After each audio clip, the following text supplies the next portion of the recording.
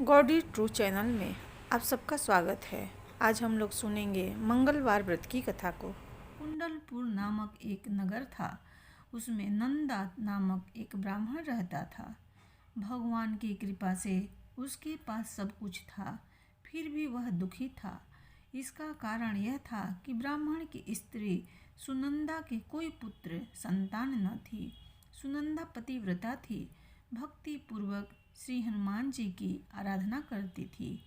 मंगलवार के दिन व्रत करके अंत में भोजन बनाकर हनुमान जी का भोग लगाने के बाद स्वयं भोजन करती थी।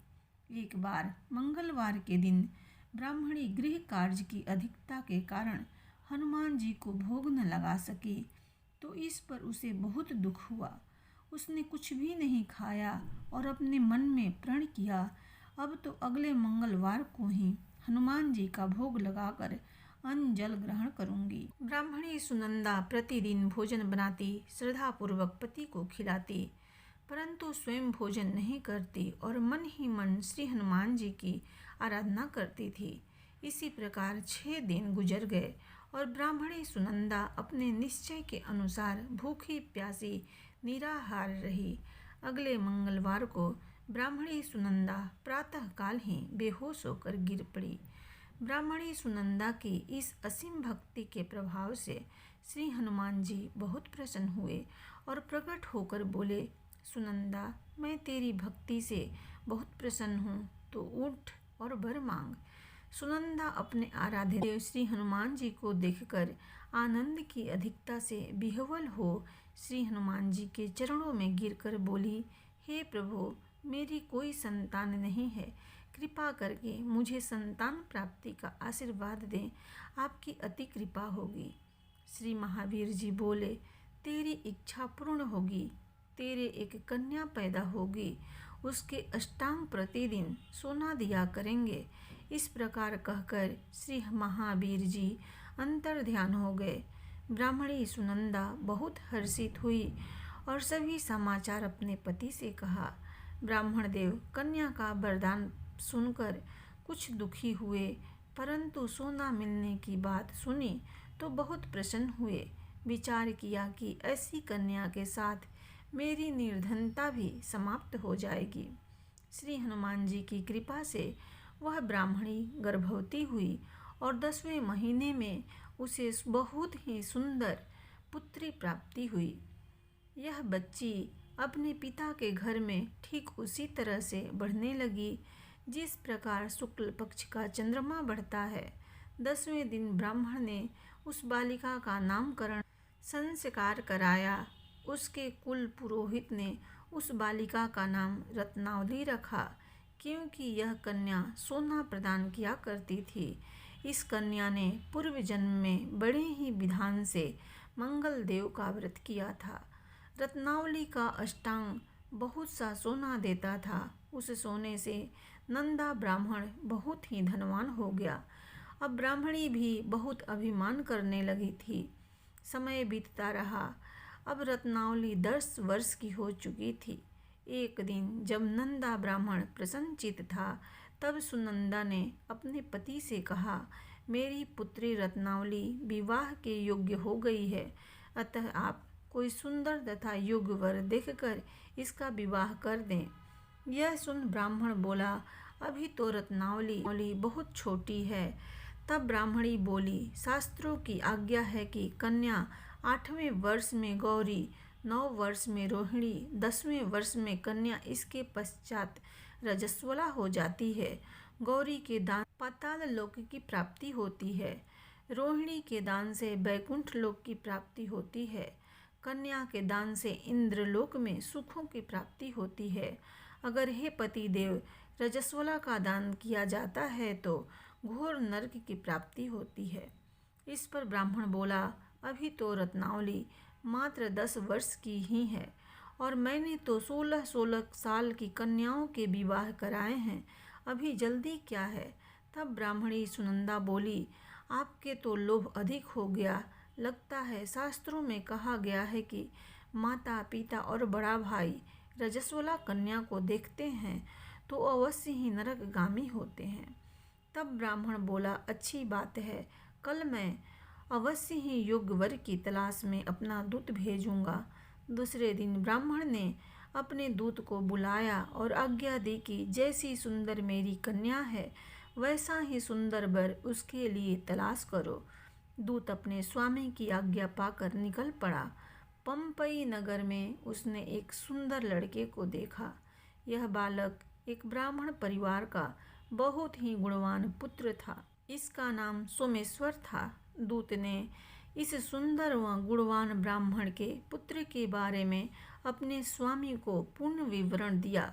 ब्राह्मण नंदा को भी सोमेश्वर अच्छा लगा और फिर शुभ मुहूर्त में विधि पूर्वक कन्या दान करके ब्राह्मण ब्राह्मणी संतुष्ट हुए। परंतु ब्राह्मण के मन में तो लोभ समाया हुआ था। उसने कन्यादान तो कर दिया था, पर वह बहुत खिन्न भी था। उसने विचार किया कि रत्नावली तो अब चली जावेगी और मुझे इससे जो सोना मिलता था वह अब मिलेगा नहीं। मेरे पास जो कुछ धन था कुछ तो इसके विवाह में खर्च हो गया और जो शेष बचा है वह भी कुछ दिनों पश्चात समाप्त हो जाएगा। मैंने तो इसका विवाह करके बहुत बड़ी भूल कर दी है। अब कोई ऐसा उपाय हो कि रत्नावली मेरे घर में ही बनी रहे, अपनी ससुराल न जावे। लोभ रूपी राक्षस ब्राह्मण के मस्तिष्क पर छाता जा रहा था। रात भर अपनी शैया पर बेचैनी से करवटें बदलते बदलते वह बहुत ही क्रूर निर्णय लिया। उसने विचार किया कि जब रत्नावली को लेकर उसका पति सोमेश्वर अपने घर के लिए जाएगा तो वह मार्ग में छिपकर सोमेश्वर का वध कर देगा और अपनी लड़की को अपने घर ले आवेगा, जिससे नियमित रूप से उसे सोना भी मिलता रहेगा और समाज का कोई मनुष्य उसे दोषी भी नहीं दे सकेगा। प्रातःकाल हुआ तो नंदा और सुनंदा ने अपने जमाई तथा लड़की को बहुत सारा धन देकर विदा किया। सोमेश्वर अपनी पत्नी रत्नावली को लेकर ससुराल से अपने घर की तरफ चल दिया।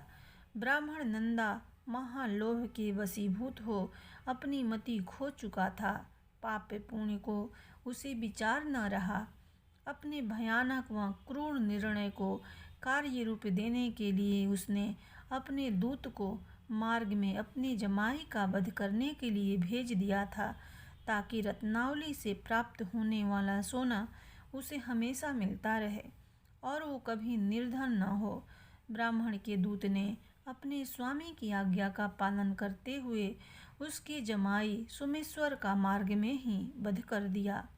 समाचार प्राप्त कर ब्राह्मण नंदा मार्ग में पहुंचा और रुदन करती अपनी पुत्री रत्नावली से बोला, हे पुत्री, मार्ग में लुटेरों ने तेरे पति का वध कर दिया है। भगवान की इच्छा के आगे किसी का कोई वश नहीं चलता। अब तू घर चल, वहाँ पर ही रहकर शेष जीवन व्यतीत करना। जो भाग्य में लिखा है वही होगा। अपने पति की अकाल मृत्यु से रत्नावली बहुत दुखी हुई। करुण क्रंदन व रुदन करते हुए अपने पिता से बोली, हे पिताजी, इस संसार में जिस स्त्री का पति नहीं है उसका जीना व्यर्थ है। मैं अपने पति के साथ ही अपने शरीर को जला दूंगी और सती होकर अपने इस जन्म को, माता पिता के नाम को तथा सास ससुर के यश को सार्थक करूंगी। ब्राह्मण नंदा अपनी पुत्री रत्नावली के वचनों को सुनकर बहुत दुखी हुआ। विचार करने लगा, मैंने व्यर्थ ही जमाई का वध कर पाप अपने सिर लिया। रत्नावली तो उसके पीछे अपने प्राण तक देने को तैयार है। मेरा तो दोनों तरफ से मरण हो गया। धन तो अब मिलेगा नहीं। जमाई वध के पाप के फलस्वरूप यम यातना भी भुगतनी पड़ेगी। यह सोचकर वह बहुत खिन्न हुआ। सोमेश्वर की चिता बनाई गई। रत्नावली सती होने की इच्छा से अपने पति का सिर अपनी गोद में रखकर चिता में बैठ गई। जैसे ही सोमेश्वर की चिता को अग्नि लगाई गई, वैसे ही प्रसन्न हो मंगल देव वहाँ प्रकट हुए और बोले, हे रत्नावली, मैं तेरी पति भक्ति से बहुत प्रसन्न हूँ, तू वर मांग। रत्नावली ने अपने पति का जीवन दान मांगा। तब मंगल देव बोले, रत्नावली, तेरा पति अजर अमर है। यह महाविद्वान भी होगा और इसके अतिरिक्त तेरी जो इच्छा हो वर मांग। तब रत्नावली बोली, हे ग्रहों के स्वामी, यदि आप मुझ पर प्रसन्न हैं तो मुझे यह वरदान दीजिए कि जो भी मनुष्य मंगलवार के दिन प्रातःकाल लाल पुष्प लाल चंदन से पूजा करके आपका स्मरण करे, उसको रोग व्याधि न हो, स्वजनों का कभी वियोग न हो, सर्प अग्नि तथा शत्रुओं का भय न रहे। जो स्त्री मंगलवार का व्रत करे वह कभी विधवा न हो। मंगलदेव तथास्तु कहकर अंतर्ध्यान हो गए। सोमेश्वर मंगलदेव की कृपा से जीवित हो उठा। रत्नावली अपने पति को पुनः प्राप्त कर बहुत प्रसन्न हुई और मंगलदेव का व्रत प्रत्येक मंगलवार को करके व्रतराज और मंगलदेव की कृपा से इस लोक में सुख ऐश्वर्य को भोगते हुए अंत में अपने पति के साथ स्वर्ग लोक को गई।